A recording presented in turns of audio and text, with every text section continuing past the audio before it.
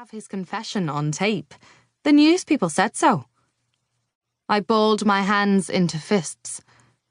He said what he did for reasons I don't understand yet, but what I do understand is my dad, and he would never hurt another person, much less help someone who did.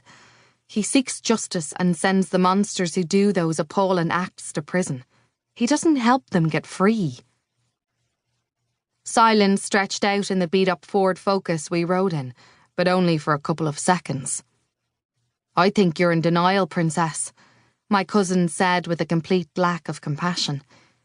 "Your dad was sentenced to 7 years behind bars, and from what Ciara said to Mama during his trial, he'll most likely get between 1 or 2 years suspended for good behaviour if he keeps his head down, but that's still a long time. He's already been locked up a year and nothing has changed about his case. He's serving his time because he committed a crime." My lip curled upwards into a snarl, and I managed to contain the outburst that was dying to be released, though barely.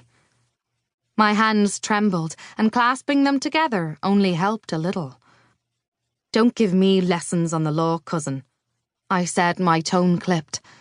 "The law has been a constant factor in my life, or have you already forgotten what my dad's profession is?"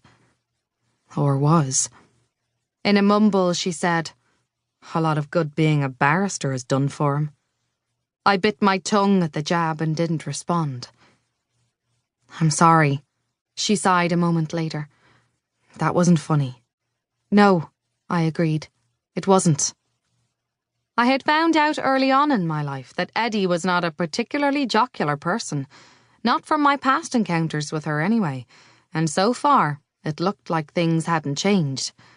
She was what my dad would call a free spirit, which I think was a polite way of saying she was a hyped-up female dog. Bitch. The car swerved a little and caused me to latch on to the handle of the passenger door with both hands. "Excuse me?" Eddie blurted out. "What'd you just call me?" I widened my eyes, shocked when I realised that I'd said what I was thinking out loud. "Nothing," I said, keeping my gaze on the passenger side window. "I wasn't talking about you." "You're right," she huffed. "You were talking about someone else who just insulted you then." I leaned my head back against the headrest and let go of the door handle. "I'm not doing this, Addie," I said, hearing defeat in my tone. "I'm not emotionally stable enough to entertain a fight with you, so do me a favour and leave it out." She scoffed. "And you think an argument with you will give me some sort of sadistic pleasure?" She sneered. "Please. The last thing I want to do is talk to you, let alone fight with you.